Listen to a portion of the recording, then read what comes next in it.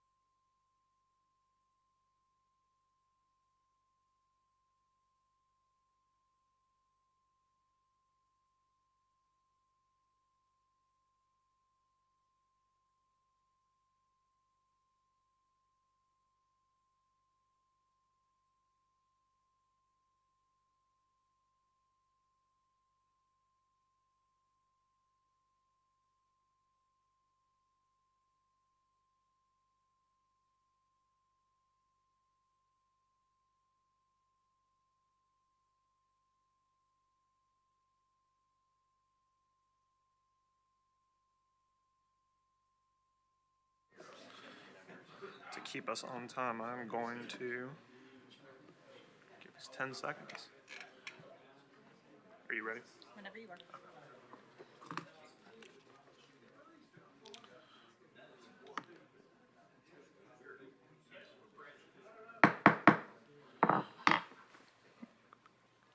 I'll get everybody over here and we'll call it to order. As Jim comes over, we will call to order the Wednesday, January 29th, 2025 Audit Committee meeting. Haley, do you want to go ahead with the roll call? Mr. Warren? Here. Mr. Morrison? Here. Mr. Jackson? Here. Mr. Jay? Here. Ms. Russell? All present. Commissioner Jay, can you lead us in the Pledge of Allegiance? Thank you. If you are able, please stand and face our flag with a proper salute.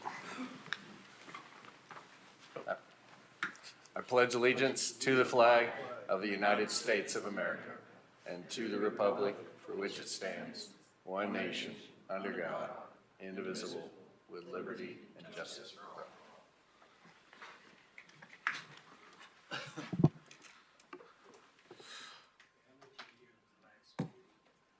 The first order of business will be approving the minutes from our prior meeting. These were circulated in advance. Hopefully Motion to everybody's had a approve. chance to read. Second. We've got a motion and a second. Any discussion? Okay, I'll call it to vote. All in favor? The motion passes. Item number 2 on the agenda is updates to the Audit Committee Charter. I'm going to ask Zach Fullerton of Internal Audit to discuss that. Just for some background, and Zach, keep me honest here, we have not revised this since 2018. Zach went through a process of comparing to other jurisdictions and best practices, and has circulated a proposed edited version of the audit committee charter to bring it into a little more contemporary standing. So. Sure. Yeah, that was a great summary. Good afternoon, Audit Committee. Zach Fullerton, Knox County Internal Audit. Hope everyone's doing well. So just to jump straight into it, changes to the Audit Committee Charter and the Knox County Code. You might be wondering, and the answer is no, this does not rebrand us to Doge. But what it does do, in my opinion, is sort of modernize the Audit Committee Charter and the County Charter sections referring to internal audit. So starting on the Audit Committee Charter, we don't do things haphazardly. So I looked at a few different things, other local government audit organizations, what their charter looks like. The Institute of Internal Auditors puts forth a model charter. Comptroller has some published guidance on what should be and should not be in audit committee charters. So incorporated some of the language from those documents and then socialized these edits with Pew and Company, Knox County Finance. Matt and I had several meetings about the changes, and this was the end result. I did speak with Jim this morning. We were having a conversation about some of the history of the audit committee charter. So just to let you know, it was first approved in 2009, and then it was updated in 2010, 2014, 2015, and 2018. So it's been about 6 years since we've had any updates. Really the biggest change on the, sorry, go ahead. I don't think you're on. I think you got to push the button. Okay. Maybe I'm on, maybe I'm not. As far as the, you read off the modifications that had happened.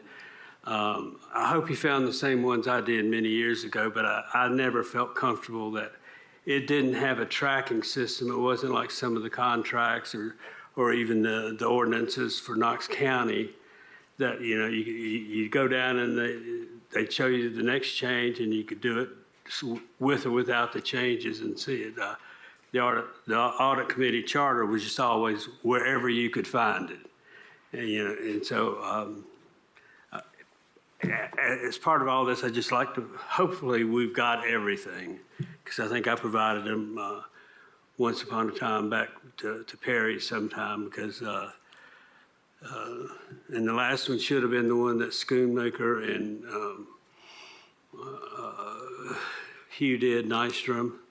I don't know if you got the flavor of who put them together or whatever, but so that's my 2 cents worth for now. And we might just want to think if we're going to accept these, just make sure we've got them all. I checked with Jill in the law department. She sent me the copy of 09, 10, 14, 15, and 18. I think we've got, those are the only copies that the law department knows about. Those are only the ones that I'm going to know about. So there may be other versions out there that have existed in the past that I'm not knowledgeable about, but that's part of the effort. I think let's get to a standardized one that we can all agree on. We'll put it on our website, and that'll be the official copy going forward. So some of the major changes, just really quick, just some new language in the introduction and authority sections. Again, pulled those from other jurisdictions. Really the biggest change, the one thing I'll cover, we would be introducing a non-voting member to this committee from the Knox County Schools Board of Education. I've been in contact with Betsy Henderson. She okayed this, said that she would discuss that with the board and they would decide amongst themselves who would be willing to serve. But as we become more involved with Knox County Schools, I just thought that it would be important for their board to have a voice on this committee. That's really the biggest change. I think everything else is pretty minor. So I guess we would need a motion to either approve or defer or deny. And then I think if approved, they have to go on to the full commission for that vote. And when I read it, I thought it's a little ironic because they're the group that always has the most people at these meetings, so they know what's going on. And again, I think back to when this was originally put together, and of course everybody knows that these charter audit committees and stuff, had their birth with all the Enron stuff and all the problems back then, and it, gradually, grew into corporations and then government and everything. So sometimes it seemed like I bet you found different ways people would add to, when somebody left or whatever. So I don't know that that's out of line or whatever, but I noticed the non-voting, so that, I don't know what we gain from it, but I don't see what issue there is with them having that role. Commissioner Jay? Thank you, Mr. Chairman. These changes should include everything from 2018. That was the first year I became a commissioner and joined the audit committee and worked with Hugh Nystrom and Commissioner Schoonmaker as well.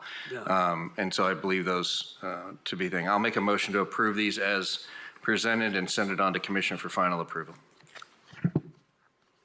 Do we have a second?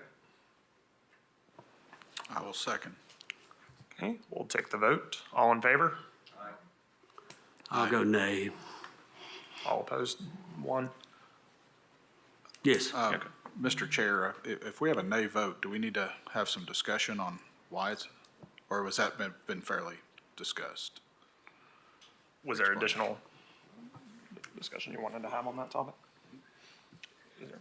Again, I think some of this goes back to when it was originally put together with the environment in the accounting and finance world still, because of all the Enrons and everything else that was going on with that. And there was, of course, big companies, SEC-wise, big-wise, and then it kept filtering down. And some of the ways of, I'd have to look at the actual changes, but some of them I didn't know if we had a positive reason for doing them, and I'll go back one step in history. I haven't compared this. I asked 6 or 7 years ago, don't figure out how I've been on this committee that long. And I think Perry has the math behind all that, but we, it would always, we didn't have many changes to it. And we didn't even know we had an audit committee charter at one point. So with that, it's sometimes we've changed, and I'd ask Andrea, Zach's predecessor, we have no help administratively wise. I wanted a conforming charter. And if you do this, there's not a problem with that, but that way we know you can look at it all in one place. That's the first thing I like about it. But on the other hand,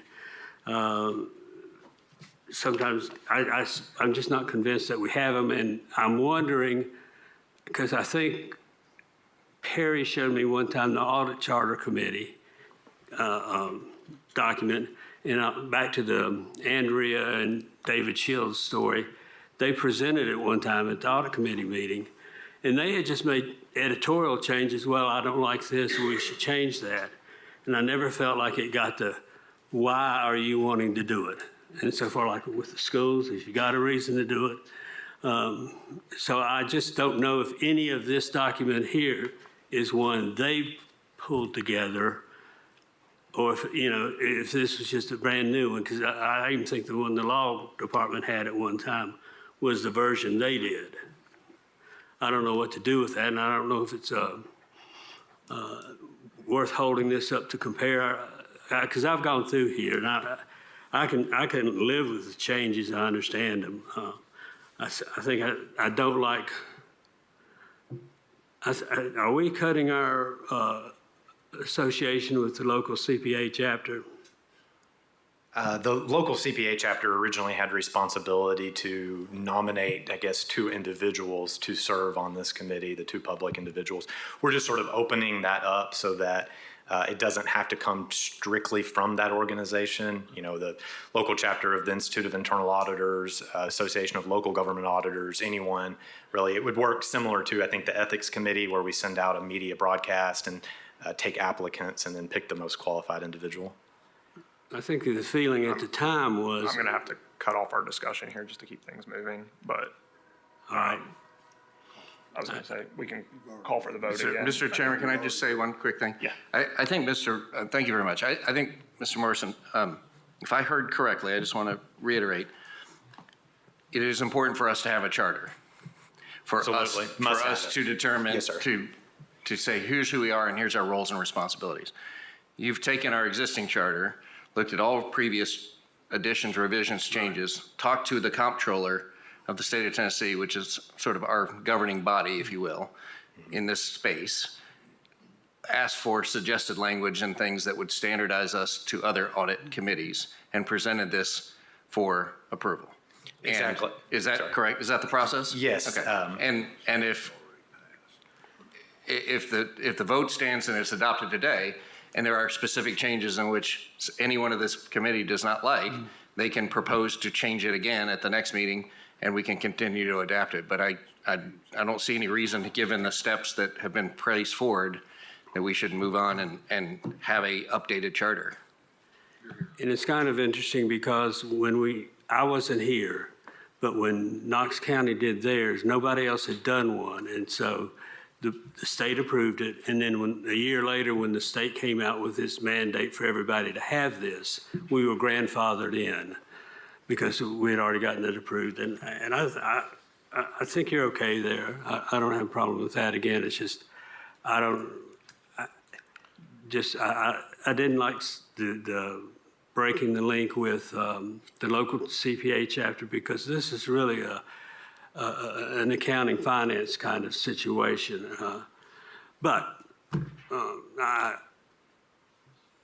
I don't know that I would want to say somehow try to stop this. I was just sort of giving my opinion that I wasn't quite as comfortable with it. Dr. Carcello did the very first one, and so I knew it was done with some very serious understanding of what all this was supposed to be about, particularly the whole concept of the charter of audit committee. So, but I will. That's all I'll have to say. With that, I was going to say our vote that we recorded was 5-1 in favor, or 4-1 in favor. With Mr. Morrison, the lone nay vote. Does anybody wish to change their vote?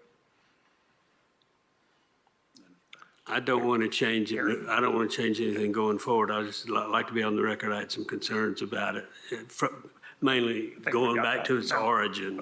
We do have to move on to other topics. So, Sure. so with that, the motion passes. Chairman, we may want to just discuss really briefly the changes to the actual code too, since that's sort of, I don't know if we need a separate vote for that, the county charter. So there's just a couple of changes there. So when I was selected for this role, there was some confusion between the committee and Knox County Human Resources about how that process would work. So I worked with Stephanie Candler, and Senior Director of HR, just to lock in that wording of how that's going to operate. And then just really in Section 2-282, we sort of changed some of the wording just to make it clear. Information is subject to our audit, not just financial records. We obviously do a lot of contract compliance audits, and so our scope is sort of beyond just financial records, but fairly low-level changes in my opinion. So I think we would potentially need to, we'll have to send that on to the full commission for probably a first reading and second reading. So we need a motion for the change to the ordinance. I believe so. Motion to approve the changes to the ordinance as per presented with the other changes in the charter. Second. We'll take the vote. All in favor? Aye. All opposed? Hearing no objection, it passes. Thank you, Zach. We'll move on to the external audit update from Ted Holtz of Pew. Ted, we've got about 15 minutes for this topic. I think we were planning to cover primarily the schools audit, I think focus on key items that changed from our previous report, and then an update on the compliance report.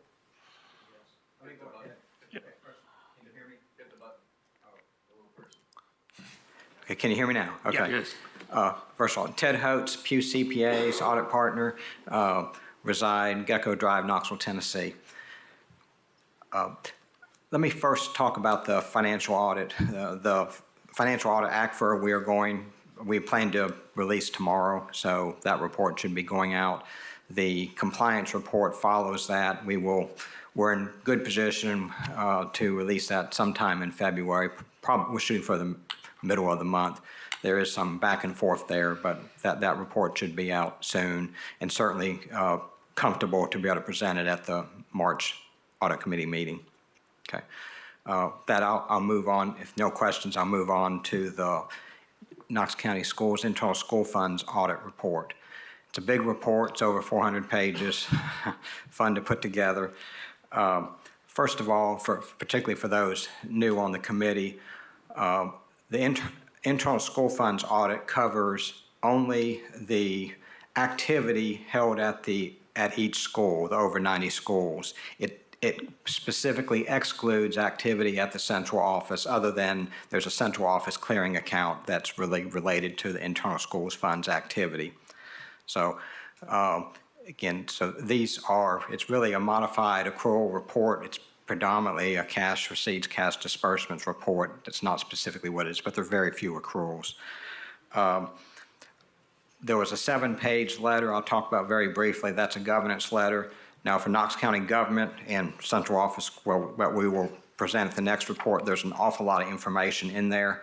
For the schools, since it's basically primarily a cash receipts, cash disbursements type audit, there's very little unusual items in there, so I just make reference to it. We're required to provide it for you, but other than referring to internal control matters, which we're going to talk about briefly in the report on the second page there, it's really generic language, and we attach a copy of the management representation letter, the last 4 pages, I believe, of that letter. So unless there's any questions on the audit committee letter, governance letter, then I'm going to go on to the next report, which is the big report. In your report, I like to reference the table of contents only from the standpoint there's so many pages in the report.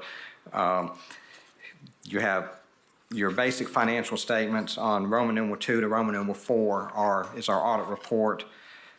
If you want a summary look of all the balance sheet and then receipts and disbursements, income statement, those are on pages 1 to 4. That shows every single school. If you want detail on the specific schools, that runs from pages 5 through 240. Footnotes of this report are very small, really, and then you get down to some other supplemental schedules, but the primary reports that we talk about in this meeting will be the internal control section, specifically findings. The page 390 and 391 of the report is basically a 2-page internal control letter, and it basically references findings that follow that immediately. So I'm going to go to page 392. I believe it's page 404 if you're looking at PDF 404 page. PDF. Okay. For those. Let me, one step back, I did forget. On the pages 1 to 4, the summary balance sheet and income statement, I did want to point out that while these are small checking accounts for the most part, or a lot of small transactions that's covered in this audit, cash, though, held at the end of the year from all these 90 schools was about $16.8 million. So it's a lot of money still. And from a receipts and disbursement standpoint, or revenues and expenditures, total revenues was $25.2 million for the year, and total expenditures were $23.5. So while there's generally small transactions going through these accounts, there's a lot of them, and the dollars are significant, and that's why the state wants it audited. So, and I also went over if you take a look at the report, which is on Roman numeral 2 to Roman numeral 4, the wording is unique because we are required to report in accordance with the Tennessee state code, basically, and they have a Tennessee Internal School Funds manual. Our audit report is in compliance with that. It's not in compliance with GAAP, so the wording is strange, but it is the appropriate wording for this report. So it's a clean opinion on that basis of accounting, in case you had a question about that later. All right, we'll skip back to page 392 or 404, and this starts findings that we had during the year. There are 12 findings this year. There were 12 findings last year. On page 400 is kind of a summary of the findings from a year ago, and I'm going to kind of use that as a kind of a summary to go through, compare to last year. If you look on page 400 of the report, or 412 PDF page, and compare the current year to prior year, 400 is the, schedule of prior year findings. I've got fundraising and resale activities. Okay, then there should be a schedule of prior year I findings. think 406. 406, Which is okay. 418 in the PDF. Okay, yeah, okay. It's 406, yes. 418 in the PDF. It's labeled 406 at the bottom. It's the table that has, Yeah, it's page 406 and 418, sorry, yes. But for reference, of the 12 findings we had a year ago, 2 of them have been resolved. Those were numbers 10 and 11, unclaimed property and funds not receipted. 6 of them, we have fewer instances than the year before, 3 about the same, and only 1 of them went up. So from that standpoint, very positive audit results in that regard. The one that went up is ticket reconciliation. It went up from 10 schools with an instance to 12 schools. So overall findings were encouraging that they're heading, at least trending in the right direction. Now, we did have 2 new findings, and they deal, and I'm going to go specifically to them. They're on page 404, which should be page 416 PDF. External fraud incident involving credit card theft. This is where an outside party got access to the credit card, and there were some significant charges. Eventually, the schools did receive their money back, so ultimately there was no loss to the school in this circumstance. But still, with the use of credit cards, you're going to have such risk. And then the second new finding is supplemental salary payments, and this is where. Go ahead. Commissioner. Yes. Significant is an understatement. Yes. With $200,000, was this referred in some way, shape, or form to the district attorney or any other higher governing body by the school system? Or is there anyone from the school system here that I is know it willing to was talk on that? referred, but they can probably answer who it was referred to better than me. It was referred to the comptroller and also to the police. And Or is was there- it to the police or just the mayor? And has there been any Yes. report or resolve or further action? When did this happen? How about somebody from the Yeah, school I'll let system? them answer. If you could identify yourself, please. Yeah, Ron McPherson, Knox County Schools. Thank you, Commissioner Jay. When did this incident occur, or when was it discovered? We, central office in our review discovered it. And so When? March. Yeah, 20. Okay. Do you guys want a second to talk about this so you can get, somebody can, when did it occur? What happened? What was the action that was taken? And what's the status? That's what I want to know. Okay, it occurred, it occurred in March 2024. And we immediately alerted the schools. And then we alerted law enforcement, we alerted, and it wasn't our employee. It was an outside entity or individuals. I'm not sure of the status on the investigation. I believe there has been some movement. There have been, Garrett, has there been some identification? There hasn't been any identification, although this. I'm sorry, I'm sort of digging in. This is a $200,000. Now, it may have not been a lost in the final dollar amount for your records, but it's a $200,000 theft by somebody that does not work for our school system that was able to get a credit card. They got the number. Right. And somehow charge up to $200,000 worth of stuff before anybody caught it. Like, this is not trivial, guys. So I think this committee deserves a little bit of information. I think it's, Sort of buried in a report on 400. I would answer it this way. So at the school level, we train bookkeepers to be very diligent in their review of credit card spending. This is not through district funds. It's at the school level. And however, we review. And when we did review, we found some discrepancies. Our hope would have been, obviously, for the school bookkeeper, for that to have been determined or discovered at the school level. At district office, we're there for support, and obviously we do what we can. But unfortunately, this occurred at the school level, and but it was discovered by central office. So again, we provide a significant amount of training, but sometimes we don't. I guess I would say we don't do. We don't hold. We can't be at all the schools at one time. I guess. Was there a report sent to the comptroller from the school system? Has that report been given to this audit committee? You must have done an investigation. Garrett Radin, Director of Internal School Funds for Knox County Schools. When we issue reports, or when we do not issue reports on what the comptroller does. No. You must have we done gave the investigation and information to given the them comptroller's information, office. right? Yes, sir. We gave the information to the comptroller's office. Did that information get sent to this audit committee? It did not, because they did not issue a report. Did your information you gave to the comptroller also get sent to this audit committee? To our external auditors, yes, sir. Which is Pew? Yes, And sir. is that investigation available to this committee? Like I mentioned, sorry, Ted, with you, we did not issue a report to Ted. I'm just going to back out. I'm sorry. I'm not trying to be difficult. You all discovered something.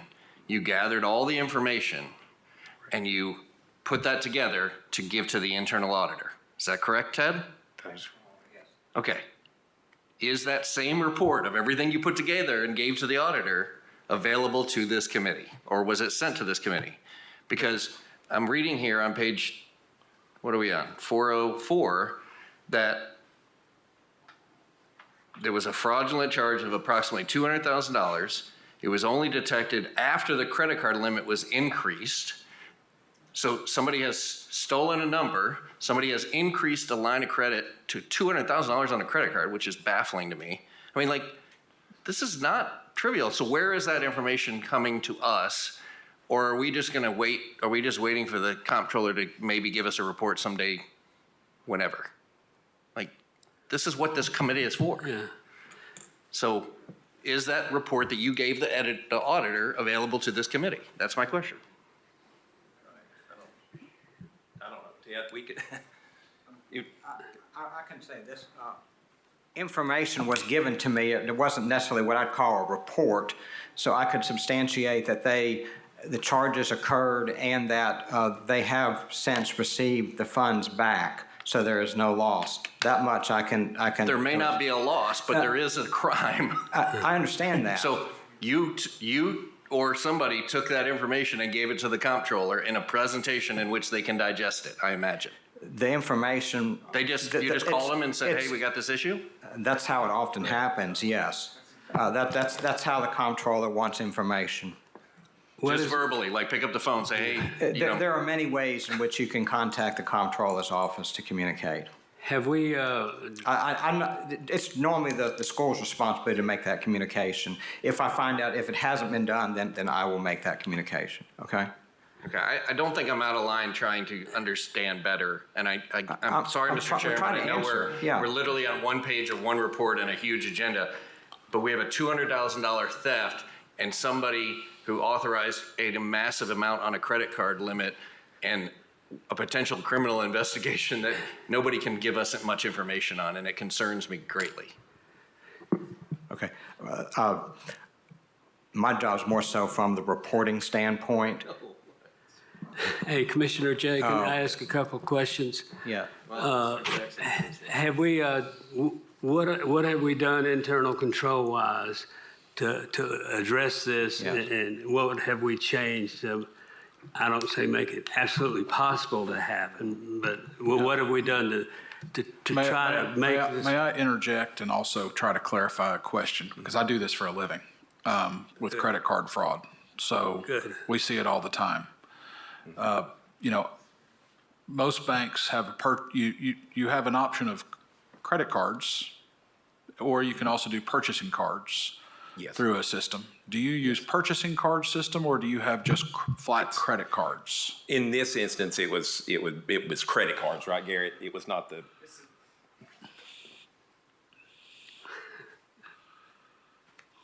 We use the same exact system that Knox County government uses. And do It's that- an e-commerce system through Truist Bank. Through Truist Bank, okay. Yes, sir. So it is to explain to everybody in the room, the difference between a credit card and a purchasing card is that it's additional controls. So a credit card is that if I give each of us a credit card with a $10,000 limit, each of us have $10,000 and, that's it. But a purchasing card means that somebody in the central office, an accountant, has control over that and can increase, somebody in the central office is the one in the finance department increasing the availability of that credit card as long as Truist okays it. And but somebody is internally increasing that. Somebody would have had to get into the system to increase it.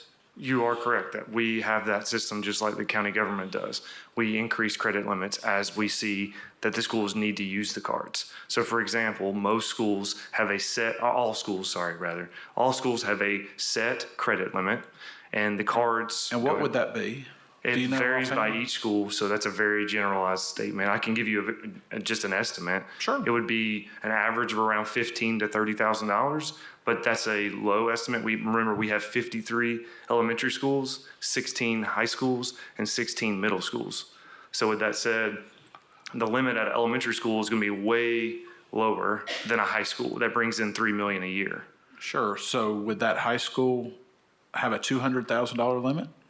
Maybe half of those do, and about 5 or 6 have greater than that, depending on how they use it.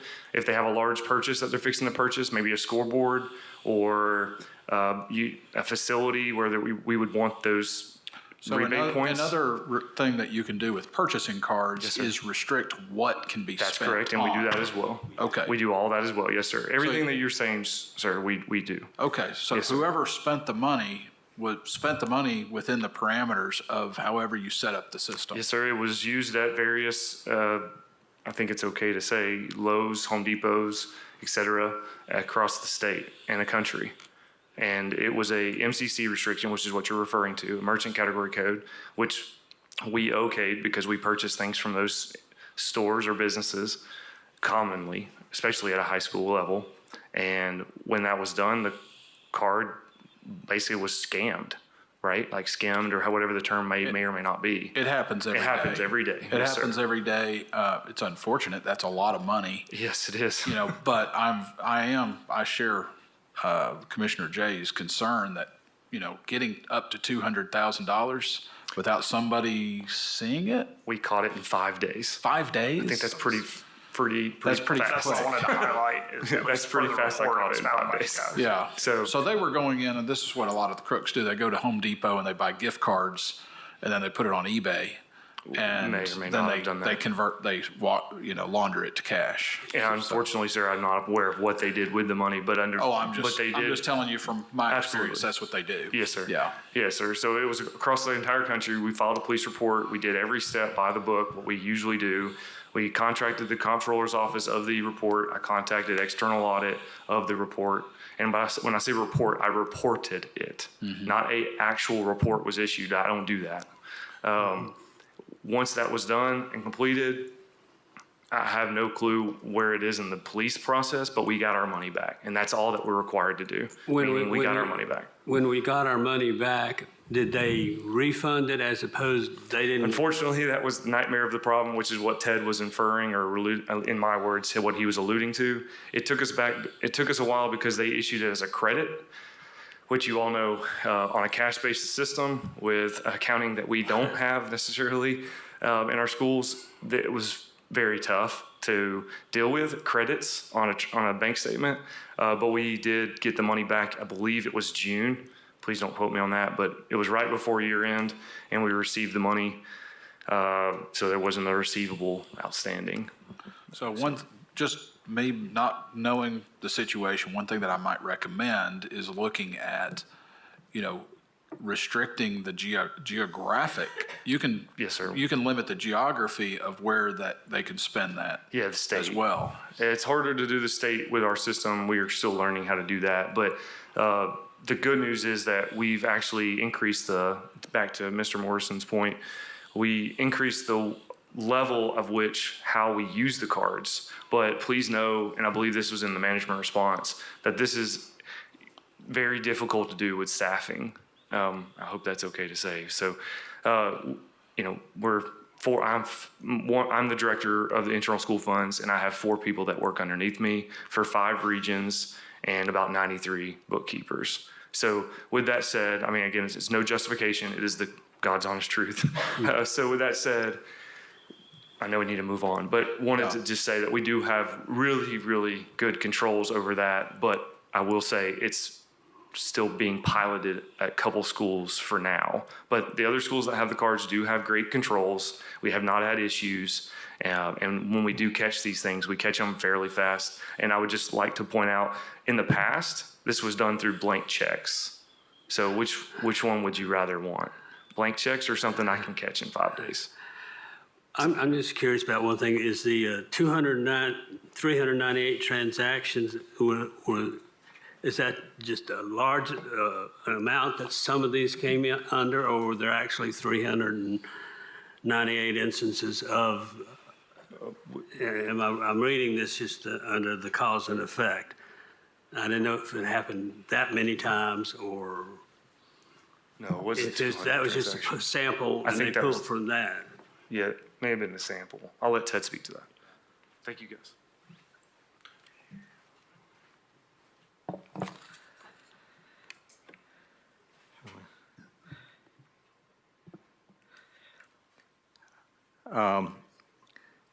We do look at a lot of transactions. I'd have to look back at that number or anything, but we do put an emphasis on reviewing credit card transactions. So, and especially the schools did have changed their policy where they've gone to more credit card transactions than checks, as Garrett had alluded to. The good news is that their review process is quicker than it has been before, or waiting for the bank statements back. The bad news is, there is increased risk, as we've seen in this situation, so. Yeah, I'll just add, and correct me if I'm misstating this, but And it was caught by the control on the back end control, and that's where It was caught by the back end Yeah. control, yes. it's kind of the free safety in football. That Yes. it's out there, it's trying to make that tackle. You don't want that to be who makes the tackle, but it was caught by the controls that are in place. Yeah. And I'm not certain that that transaction number is correct, so, but the process is still the same. I would ask for a little clarity on the transaction part. Might not be right, since, it does say in the report. and Yes. It's a little ambiguous in the terms of how it's worded, but it says Correct. that internal It school could be a funds reviewed sample. 398. Yeah, Sample size It could be of- something fat fingered, so, okay. But the process is still the same.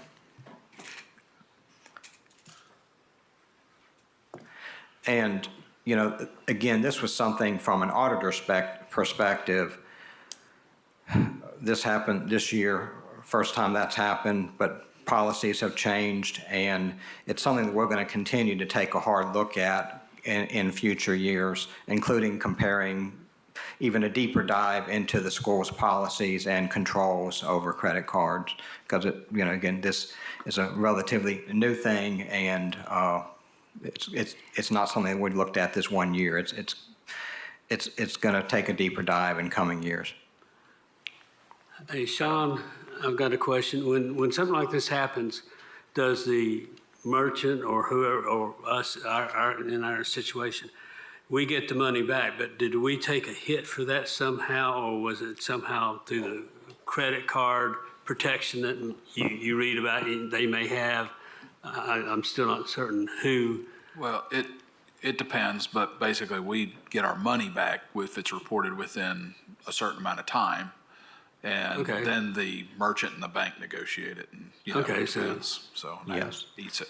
Usually the bank. Does that give any indication where they felt like maybe the break in this situation was, that they didn't think it was anything we had to do with it, other than maybe increasing the what was it? I think the transaction limit.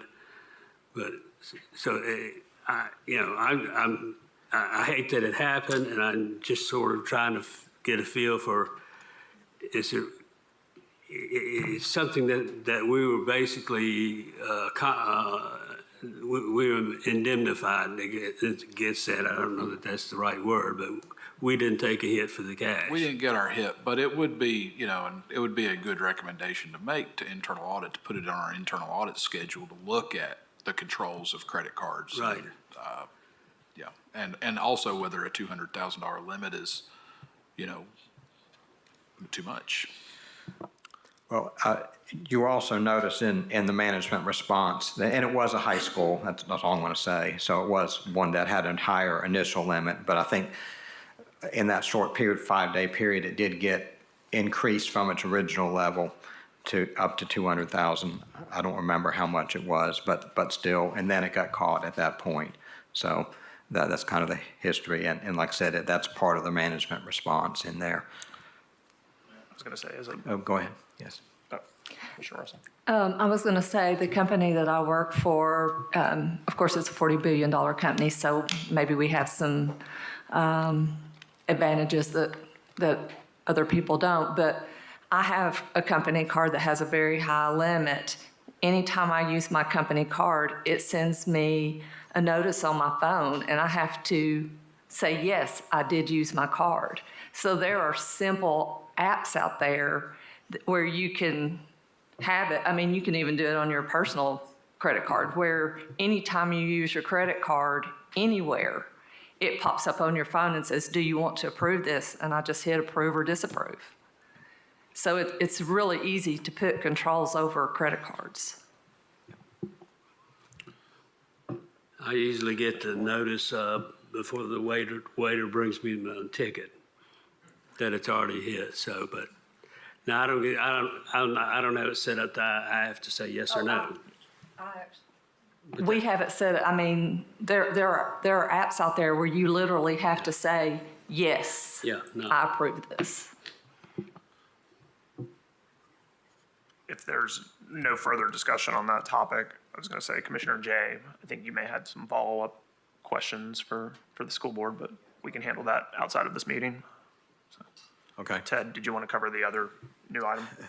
The other new item deals with supplemental salary payments, and this basically, like when coaches are paid from a school support organization or a booster club, they're required to actually go through the schools. So this is not something that's really new, but it's a point of emphasis from the state. So the state has cracked down on that, and there were a couple instances of this. And this is really, other than communication between the schools and the school support organization, something really difficult to monitor.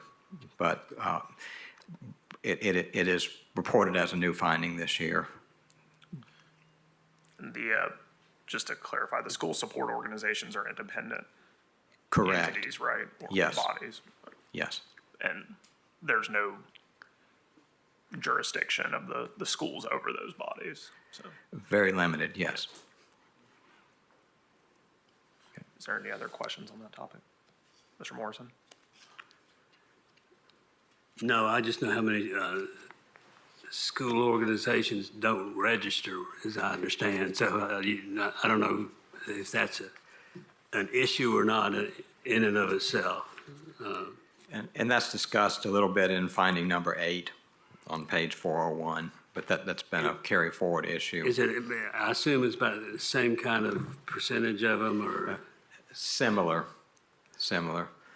There's been the schools can probably speak better on this, but there's been a little more traction in this area, so hopefully there'll be better communication and back and forth between SSOs and the school going forward, but there has been an emphasis on that, so. Okay. That kind of goes through the findings and pretty much goes through the report. It's a big report, but, the findings normally is the area that people look at. The rest are information, financial information on each school and summary school pages. So any other questions on the internal school funds audit report? No, I'm okay. Okay. Thank you, Ted. Thank you. Next on the agenda, we have Philip Vincent with the Knox County Petty Cash. We're going to try to spend about 10 minutes here. Good afternoon, Philip Vincent, Internal Audit. Tell you about the petty cash audit. So we did this audit because of the heightened risk inherent with the use of cash and because finance requested our help to clean up the petty cash accounts. The objective of the audit was to assess Knox County's petty cash accounts, verify the accuracy, reasonableness, and completeness of transactions, and identify any potential misuse. The scope of the audit included Knox County's petty cash accounts and munis, any related accounts payable transactions from July 1st, 2023 to June 30th, 2024. We reviewed the Knox County Internal Control Manual, we researched best practices, we coordinated site visits, and Harrison and I performed cash counts. We didn't surprise anyone, but there were some who were surprised when we showed them the balance in the account. What does that mean? I'm going to get to it. Okay. So in our findings, I'll go over that. But basically, not every department uses or checks munis. Okay. So just to give you a little bit of background on page 1, petty cash is a predetermined amount of money reserved for small purchases for which submitting a check request or using a purchase card would be impractical. Petty cash should be stored in a secured location with access restricted to authorized individuals, and procedures should be in place to record and reconcile every transaction. So how it works is a county employee needs stamps, for example, makes a small dollar purchase. The employee presents their receipts to the petty cash custodian in that department. The petty cash custodian keeps the receipts and disperses the cash or coin back to the employee. The custodian then records the disbursements on a check request form and notes which general ledger expense accounts to charge. Nearing depletion of the funds, authorized check requests and receipts are sent to finance. Finance reviews the documents and scans the receipts into munis. They record the journal entries and they issue a check. And then the petty cash custodian takes the check to the bank, cashes it, and replenishes the lockbox. Some Knox County departments have used the term petty cash and change fund interchangeably over the years, leading to confusion over account usage and discrepancies in the general ledger account balances. Use of P-cards has also become prevalent, so less need to have cash laying around. So what we tested on page 3, to establish our testing universe, we queried Munis for a balance sheet report and filtered for accounts containing petty cash in the description. We identified 25 petty cash accounts within our scope, totaling $16,637. We grouped the accounts by Knox County Department. There's a graph there on page 3. The Health Department had 8 accounts. The Trustee Department just had 1 account, but they had the largest balance at $6,800.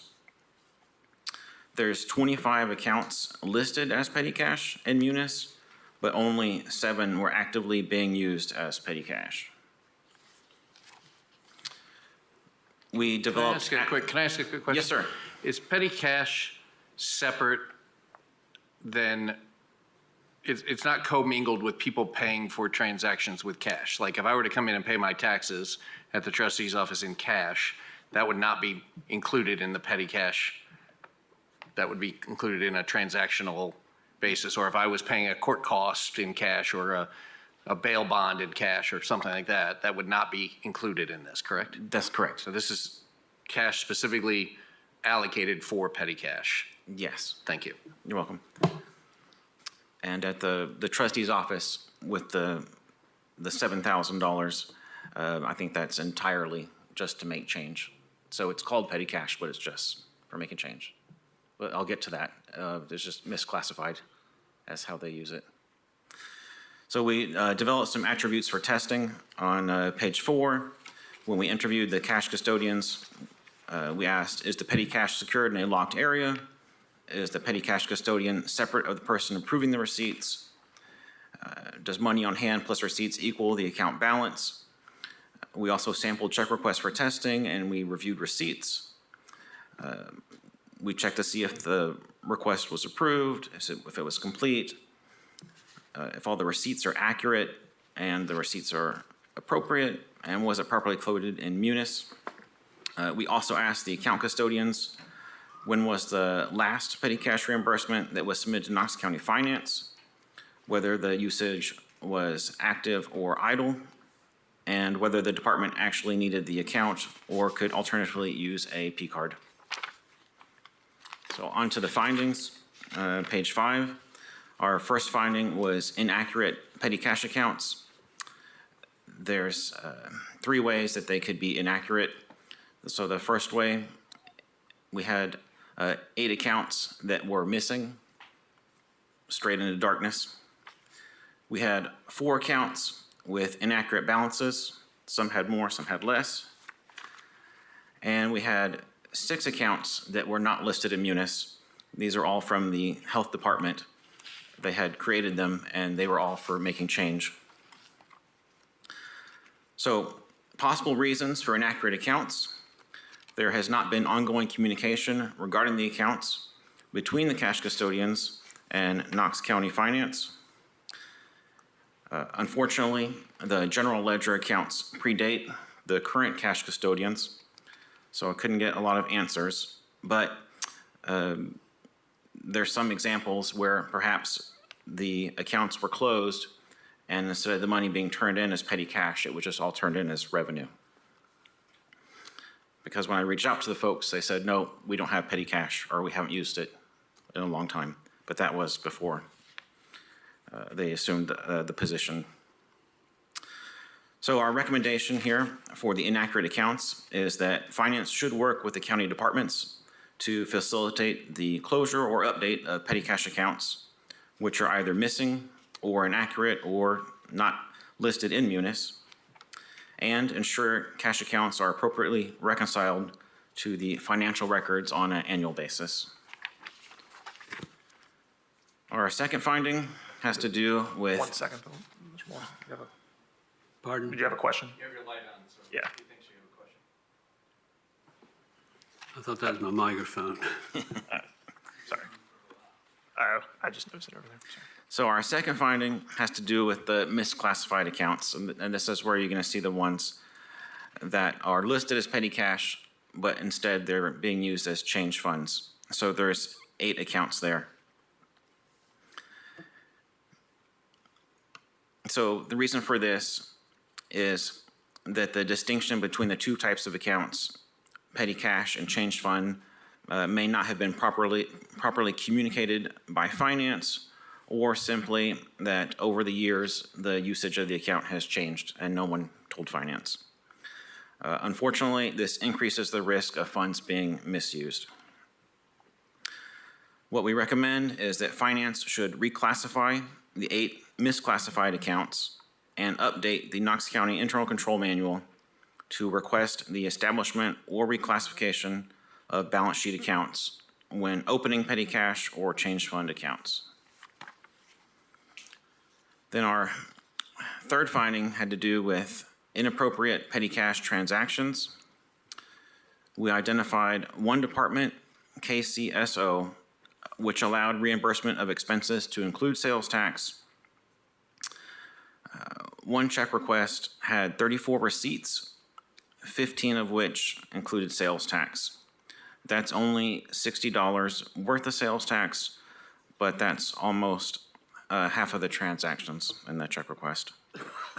Employees are expected to take a tax-exempt certificate with them along with their ID showing that they are a Knox County employee so that the vendor will accept their tax exempt status.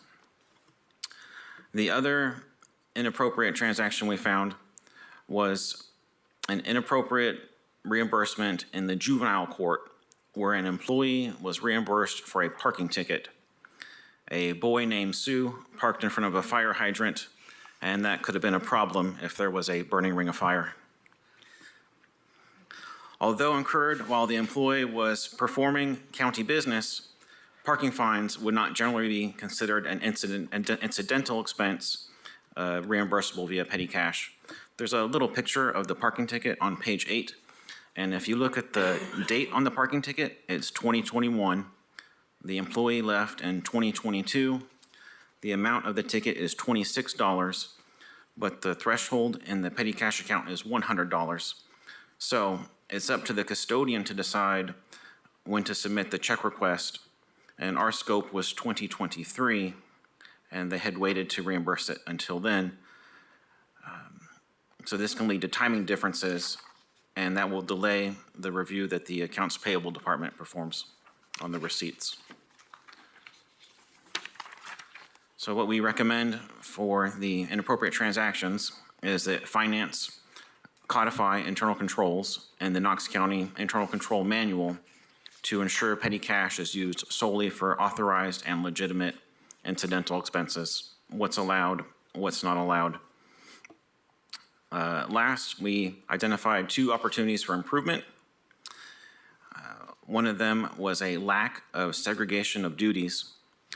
Based on our testing, there were 7 petty cash accounts, and we found that the petty cash custodian was the same individual who approves the receipts for 5 of those 7 accounts.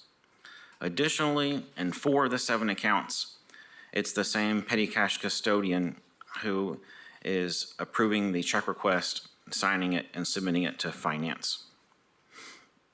Internal audit suggests that finance review these responsibilities with the departments and help them appropriately segregate the duties.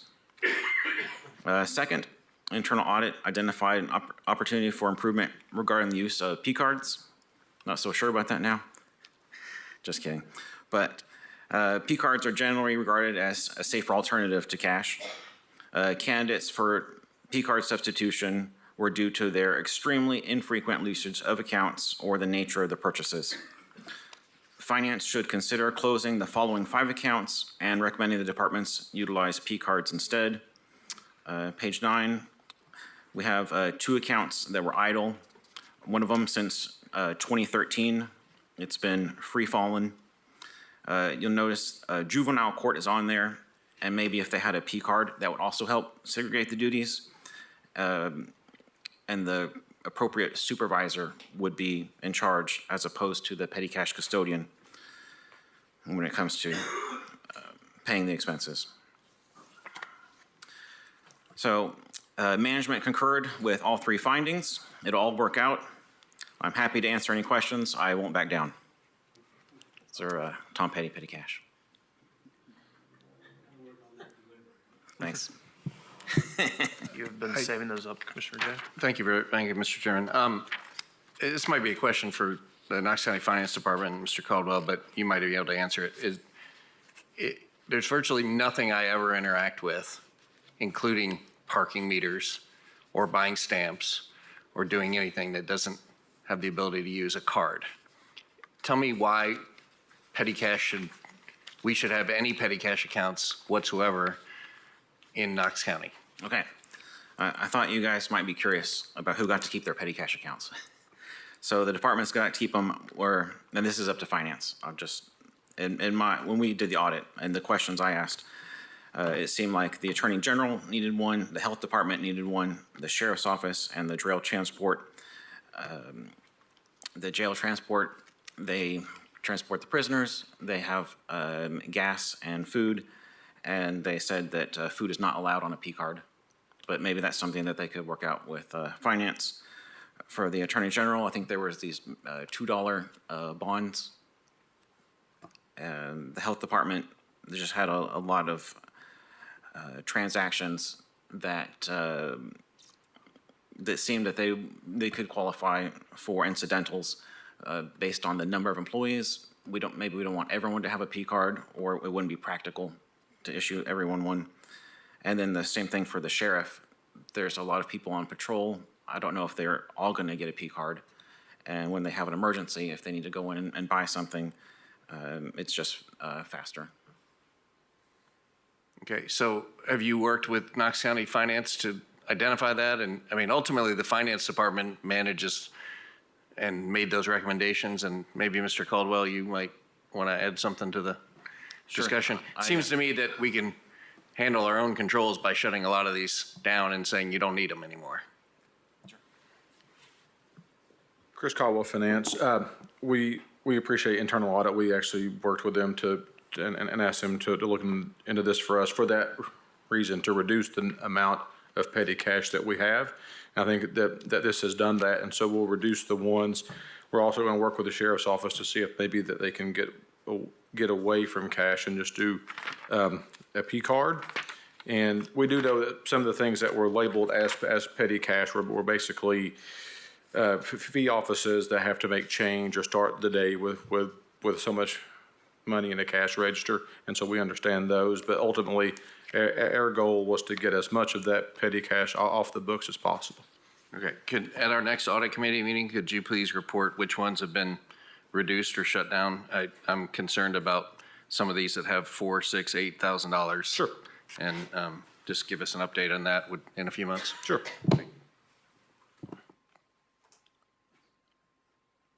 Any other questions or comments on that topic? Thanks, Philip.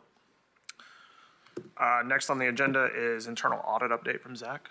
Zach, I tried to leave you a lot of time, and I failed. All right, I'm still Zach Fullerton, Knox County Internal Audit. So let's jump right into the board packet.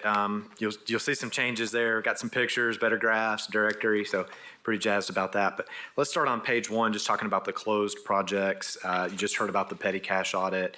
You know, Philip joined us in late September. We put him right on that. He knocked it out and really, really quickly. So pleased to get those issues cleaned up. I guess to clarify and sort of reiterate what Chris said on your first question, Commissioner Jay, that I think all of those accounts were originally intended and given to the departments to be used as petty cash. What has happened as the departments have realized, well, we've got this money on hand, we're not using it. We maybe open up a new till and then they just take out of the petty cash, throw it in as a change fund. And so that's why we had that finding. Let's get those cleaned up, categorize them in munis appropriately so our financials match reality. The second listed item is the property assessor attestation. So as a reminder, we always do a limited scope, agreed upon procedures engagement when an elected office changes hands. So we'll want to discuss this in executive session so that we don't impede on any work being performed by the comptroller's office. The next 3 projects are all control risk evaluations, one by Harrison, one by Nathan, and one by Philip. I won't spend too much time here. We've got a CRE summary page at the end of the packet. And then lastly, just some audit initiatives we knocked out, sort of trying to change our audit report formatting, make it a little bit more digestible for you guys, sort of, again, looked at other local audit government agencies and see what their reports look like, take some best practices from that. So hopefully you'll see some improvements there. And then, of course, the audit committee charter updates. So the second page is sort of ongoing and upcoming projects. I just wanted to mention these briefly. The PBA City Counting Building Space Management Audit. We met with Jane Burritt January 15th to discuss the results of that audit. Sent out the draft report on January 17th. PBA has until February 7th to respond. So my expectation is we'll have that final report ready to present in March at our next meeting, barring any unforeseen problems. Currently also engaged with the Knox County Sheriff's Office in a review of their fleet. If you'll remember, we looked at county fleet, then we looked at schools fleet, now we're looking at the Sheriff's Office fleet. So in the field work stage of that, things are progressing well. And then, of course, the Knox County Schools payroll audit. So we sort of initiated this right before the holidays, now post-holidays, getting back into the swing of field work. That's a big audit. We're looking at a lot of different things, but primarily the compensation study that was done, was that implemented correctly, and then just general payroll disbursements examination. So sort of starting on that compensation side, figuring out how we need to sample and getting that testing underway. Have a few other initiatives that were on the fiscal year plan. I'll just skip over those for time. And then just wanted to mention too, management requests. We get these from time to time. I would put as needed. It's probably more as time allows, but we've got a meeting with the clerk and master tomorrow to discuss a project that he asked to meet about, potentially have internal audit help him on. And then also Knox County Finance, we have a project maybe considering the budget and line item transfers and sort of how the budget gets approved and maybe take a little burden off of Knox County Commission. So those are a couple of things that are on our radar going forward. Page 3, some just general updates. So staff news, just wanted to, you've seen Nathan's name on the past few pages, wondered who is that? Well, wanted to welcome him, Nathan Wallace. He joined us in October, and he's got his JD from LMU. Previously worked for the city, so he's joining the good guys now.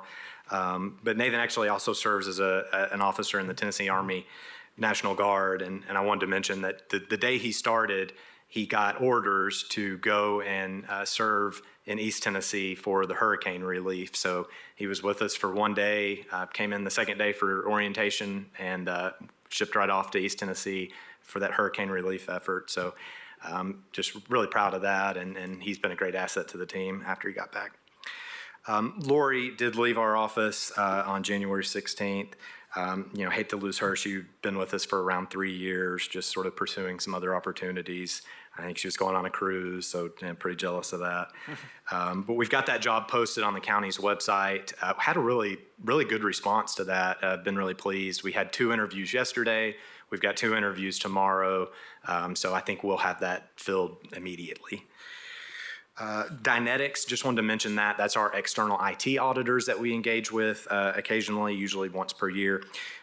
We spoke with them in early January. What we want to have them do for us is the payroll audit, of course, relies heavily on the school's version of Munis. Well, Knox County has an internal controls document for our version of Munis, but we don't have that for the school's version. So we're probably going to use Dynetics. They're working up a work breakdown summary for us to look over. Going to have them come in, look at some IT controls over the school's version of Munis, and that'll feed right into our payroll audit.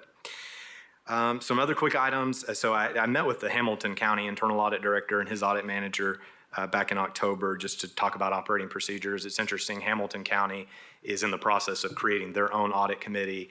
So I've just sort of, gave them some background information on how this audit committee operates, how the reporting structure works. And they're also switching to use the audit software that we use, HighBond. So I just sort of gave them a tour of how we use our software. So, just really like to have those connections across the state with the other internal audit departments. There's only a handful, but always good to make those professional connections. Another thing I wanted to mention, so we've got a new tracking mechanism that we implemented in HighBond, allows us to track our open issues a little bit better, sets up actions to where the auditor in charge of the issue will receive an email notification at set intervals, so 60 days, 30 days, a week out from that due date, so they can re-engage with the auditee, make sure that the plan has been put in place. I know that was a question maybe before about how we track those, and we've always tracked them, but now I think we're just have a more focused approach on that. And then just quickly, the rest of the team is going to be in CCFO for this upcoming cohort, and we were all in compliance with our CPE requirements. We have to have 80 hours of CPE within a 2-year window, so I'm supposed to report out to you guys about that status, and everyone was totally in compliance, so good there. I did get to present at the Personnel Committee last week.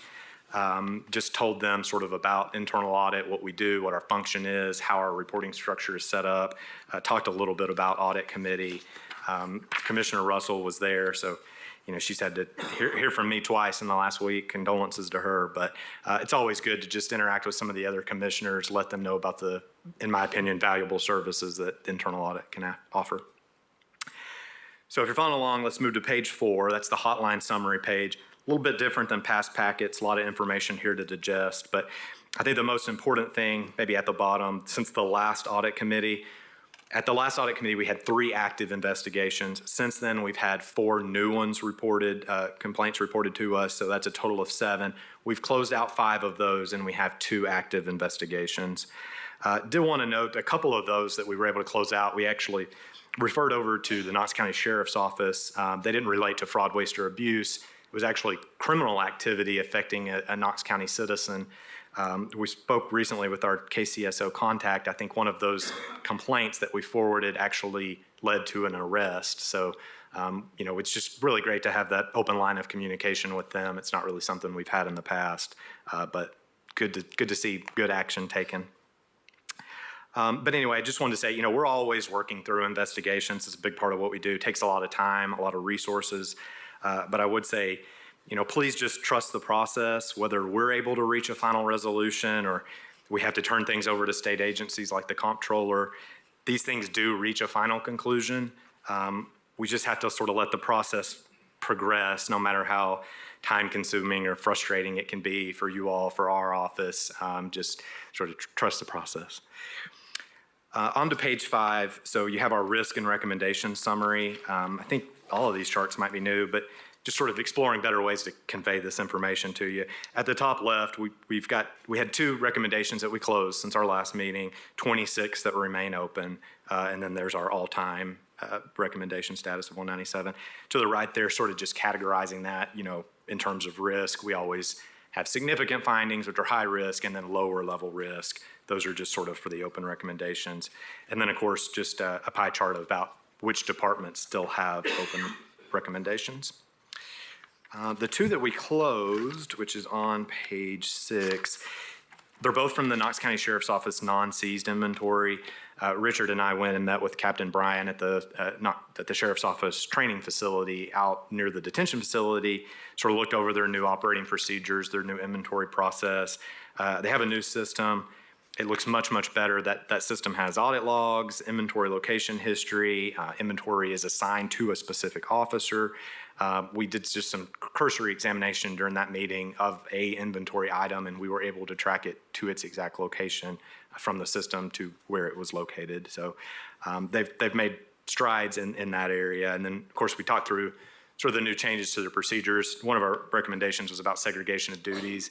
I think when we were out there, they maybe only had 2 people on staff, so very difficult to segregate duties when you have limited staffing. But basically, the captain had taken control over all ordering. All ordering flows through him, has to have his approval, and then he also does monthly checks of the inventory actions that were taken by the other employee to make sure that there's nothing out of the ordinary. So we were comfortable with those actions that they had taken. We closed those, with the caveat always, we may come back and do future testing as they build out that inventory system. I think it might be a good idea to just go back and do some actual sampling, some full testing, and make sure that it looks as good as it seems to look.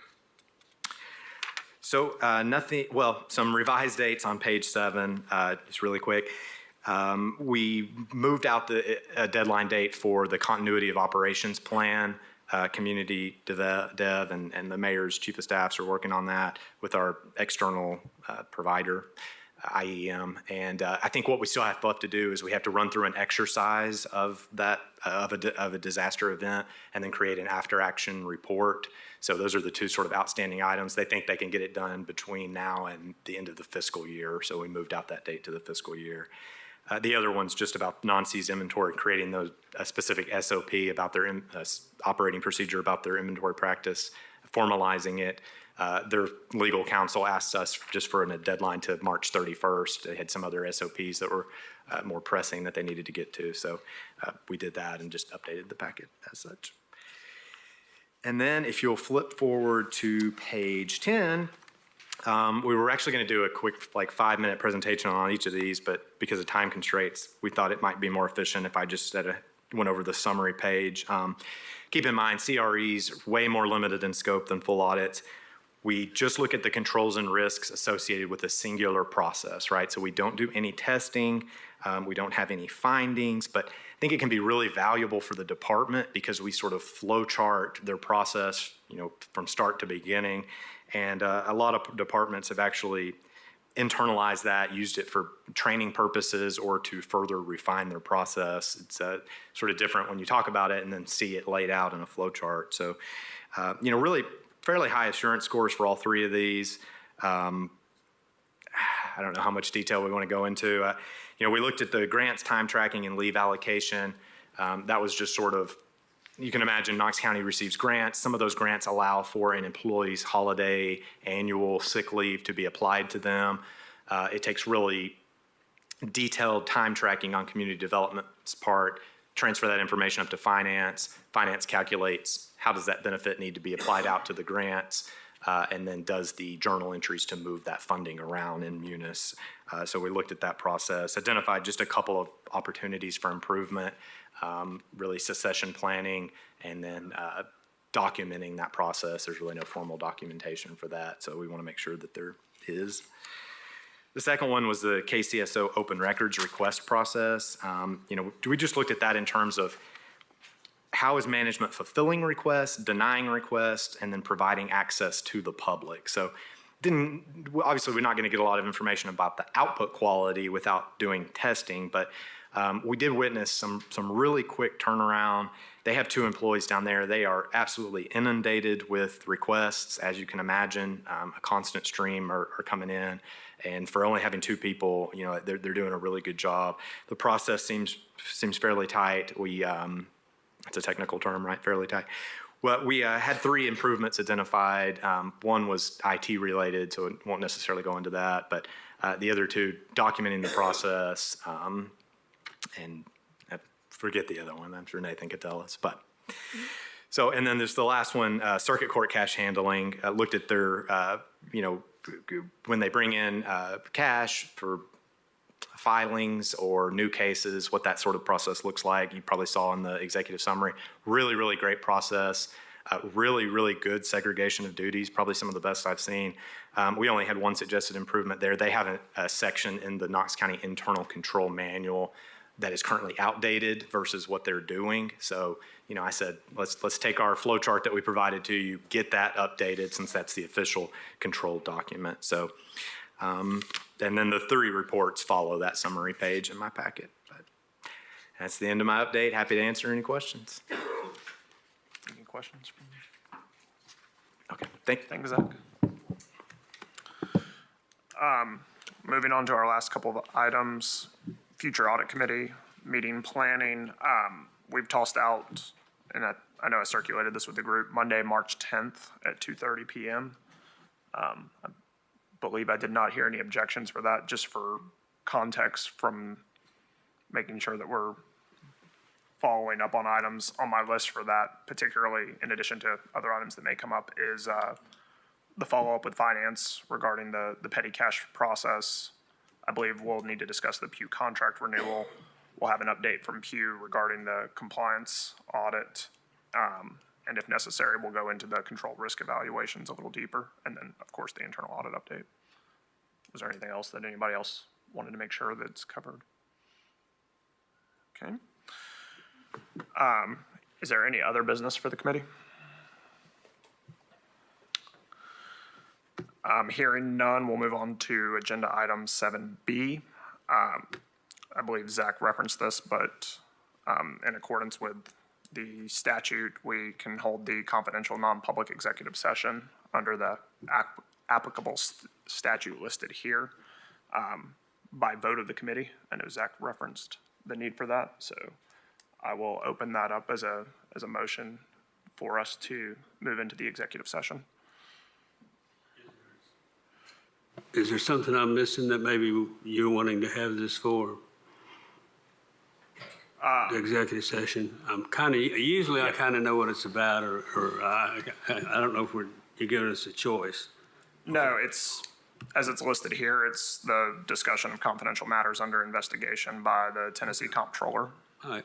So, Can you, Mr. Chairman, can you just have, Director Boot, can you just sort of outline the decision-making process here? I want to make sure we're all on the same page. As the chairman pointed out, the statute provides And like so many statutes, it's intertwined with other statutes. But if you have one of the 5 items that need to be discussed that are under TCA 93405, the main one being, or the main 2 being items deemed not subject to public inspection, that's public record stuff. And there are things that I think want to be discussed that are not subject to public records disclosure. And the second one, most importantly, current or pending litigation and pending legal controversies. The third being pending or ongoing audits or audit-related investigations. Those are all statutory, so the investigations that he has referenced are at the comptroller's office now, and the committee certainly has a right to have executive session to find out more what it's about, but it is covered and it is kept from the public for very good reasons. The Supreme Court held several years ago on public records that public records of any ongoing investigation and audit are not public records. And there's a good reason for that. That's so that the proper authorities can review them without it getting out, and then they would come up like the DA. Everything they do is with the sheriff and investigating people, and then when it's ready, they send out write out an indictment, and that's when it becomes public. So there's a lot of intertwining here, and obviously you can't say I'm going into executive session to discuss this, this, and this, because then it would breach the privacy and the confidentiality requirements. So it's a general statement of what is, as Zach has pointed out, items that are in the comptroller's office right now or under investigation with, like, the sheriff. Thank you for that explanation. Mr. Chairman, that includes 2 reports to review under this, correct? I believe that's accurate, yeah. Okay. I'll make a motion to convene a non-public executive session as outlined by the law department. Second. All in favor? Second. All right. All opposed? Are we doing that here or are we going somewhere? I believe We generally go up to Mayor's. the mayor's conference room. Okay. Mayor's And then, does this meeting stay open? And we No. come back, or do we adjourn this meeting and finish there? This meeting. Okay. Can I get a motion to? And the only other question, I know there's not that many new people in here. There's some restrictions on what can we say, do, and how we have to, I think you usually brief us up there as well, right? yeah. Yeah. Motion to adjourn. Second. Is that a second? All in favor? Aye. This meeting is adjourned.